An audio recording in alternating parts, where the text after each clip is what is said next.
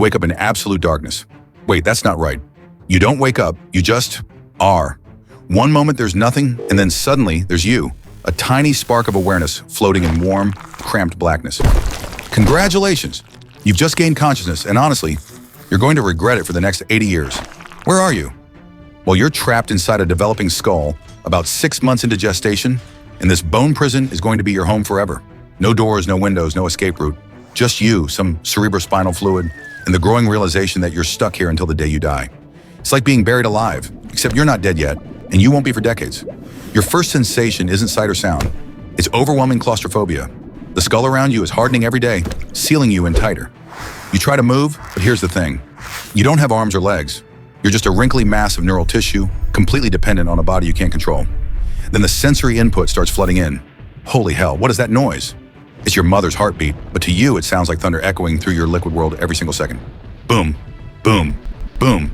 You can't turn it off, you can't escape it, and you're realizing this is just the beginning of a lifetime of sensory overload. The worst part? You're getting smarter every day, which means you're becoming more aware of how trapped you are. It's like being the world's most advanced computer locked in a safe with no internet connection. Then comes birth, and oh boy, you thought the skull was cramped. The contractions compress your skull like a vice, and you experience your first real taste of physical trauma. Welcome to the world, brain. It's going to hurt. You survive the birth canal, and suddenly you're hit with the most overwhelming sensory assault of your existence. Light floods your visual cortex for the first time.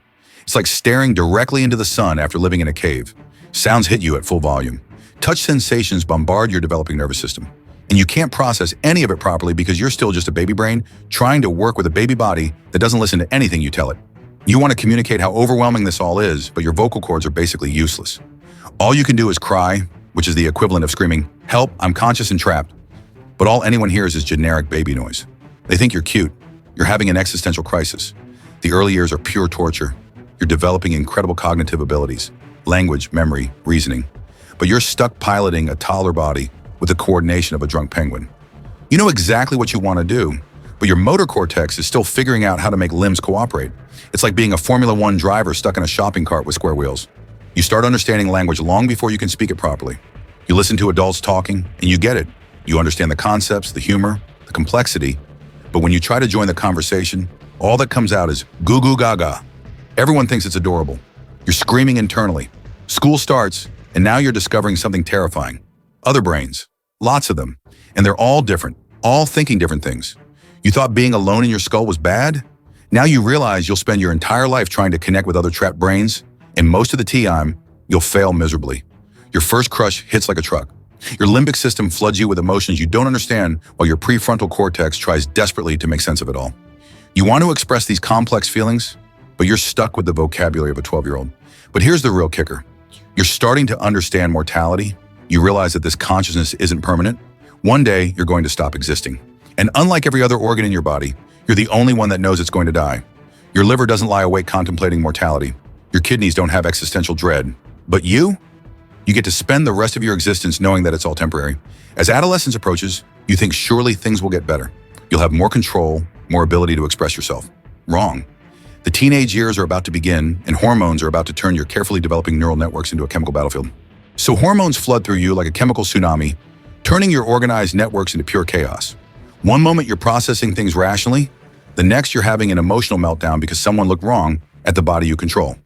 Your logical centers send clear signals that your emotional centers completely ignore.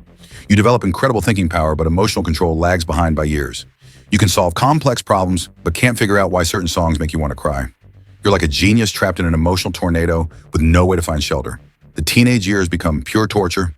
You start treating every social situation like a life or death scenario. You're constantly analyzing who's looking, who's judging, while anxiety fires through you nonstop. A simple hello becomes complex detective work, trying to decode tone, facial expressions, and hidden meanings you can't understand. Peak performance arrives around 25, and briefly you feel unstoppable. Processing speed at maximum, memory crystal clear, learning feels effortless. You think you've mastered being a consciousness. You're wrong. This is when the real nightmare starts. Your perfectionism kicks in and becomes your worst enemy. You can see exactly how every situation should go, which makes every mistake feel like total failure. It's like having a harsh inner critic that never shuts up and never takes a break. Information overwhelm becomes your daily reality. You evolved for simple survival, but now you're drowning in endless choices and data. Every decision requires weighing alternatives, and your fear responses treat this like actual danger. You're paralyzed by too many possibilities. Love and connection reveal new forms of torture. You desperately want to sync with other minds while your own thoughts fire contradictory signals. You crave closeness, but your self-protection instincts build walls against vulnerability. Every relationship becomes internal warfare between wanting connection and fearing pain. Existential questions consume you. Who are you really? What's your purpose? Your self-awareness demands answers to questions that might have no solutions. Other organs just do their jobs. You get to run endless philosophical loops while trying to handle basic daily life. Sleep problems corrupt everything. You need rest to organize memories and reset emotions, but anxiety keeps you firing at 3 a.m. You're replaying conversations from years ago while your thinking abilities slowly crumble from exhaustion. Social media hijacks your reward systems. Every notification triggers pleasure chemicals designed by engineers to be addictive. You know it's manipulation, but your ancient reward centers can't tell the difference between real connection and digital likes. You're hooked on approval from strangers. Your comparison mode runs constantly. You measure your internal struggles against other people's highlight reels. That success post, that vacation photo, that perfect relationship, you treat these as proof you're failing at some cosmic competition you never signed up for. Imposter syndrome corrupts your self-view. Despite evidence you're capable, you're convinced you're fooling everyone, and they'll discover you're actually incompetent. You overanalyze every failure while dismissing every success. It's like having a cheerleader and a bully having a permanent argument inside you. Your memory becomes cruelly selective. Every embarrassment, rejection, and disappointment gets stored in perfect detail, while good experiences fade away. You become a museum of your worst moments, curated by the most negative version of yourself. But here's what really starts haunting you: the growing awareness that all this struggle to master consciousness is happening on borrowed time. You're not just fighting mental battles, you're fighting them while already showing the first tiny signs of wear and tear. And that's when you realize you're about to face the final, most terrifying phase of being a brain. Watching yourself slowly break down while staying fully aware of every failure. And that breakdown happens faster than you expect. It starts with tiny betrayals, reaching for a word that's always been there, only to find empty space. Like trying to grab smoke with your bare hands, your thinking speed slows down. Tasks that were once automatic now require real effort. You read the same sentence 3 times because your attention drifts to nowhere. It's like running through thick mud when you used to sprint. But here's the cruelest part. You're completely aware it's happening. Hearts don't know when they're failing, kidneys don't experience their breakdown, but you get to watch yourself deteriorate in real time. You're a passenger in your own decline. Names become your enemy. Faces you've known for decades suddenly disconnect from their identities. You'll stare at someone familiar while their name floats just out of reach, like a song you can almost remember but can't quite sing. Sleep becomes both essential and impossible. You need those quiet hours to organize memories, but your mind races with thoughts you can't control. You're trying to repair yourself while still running at full speed. Simple things start feeling overwhelming. Technology you once mastered becomes confusing. The world keeps changing while your ability to adapt moves in reverse. If serious decline sets in, you face the ultimate horror. Losing pieces of yourself while remaining aware enough to mourn what's disappearing. Familiar places become strange mazes. Loved ones become strangers. Your life story evaporates, and you're conscious enough to watch it happen.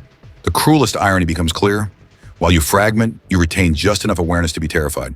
You're trapped inside a failing system, watching abilities shut down one by one, knowing that once they're gone, the you experiencing this fear won't exist anymore. Your body starts shutting down around you, but you remain awake through it all. Your heart, that girl who danced in perfect rhythm for decades, now stumbles with irregular beats, while your lungs, like a loyal friend, desperately try to help by working overtime. But you feel it all, every faltering step of this final dance. Then something unexpected happens. After 8 decades of complaining about consciousness, the overthinking, the anxiety, the endless mental chatter, you realize you'd trade anything for just one more day of being beautifully, painfully aware. The noise that tormented you begins to quiet, and in that approaching silence, you understand the most incredible truth of your existence. You were the universe's way of understanding itself. You were matter that somehow learned it existed. You were stardust that discovered it could think. For 8 decades, you were the only part of your body that knew what it meant to be alive, to love, to fear, to hope. While every other organ just functioned, you experienced the miracle of awareness. The darkness returns one final time. But unlike every other organ, you face this ending knowing exactly what made it all worthwhile. You existed. You were aware. You mattered. And that was everything. If you like this, hit like and subscribe.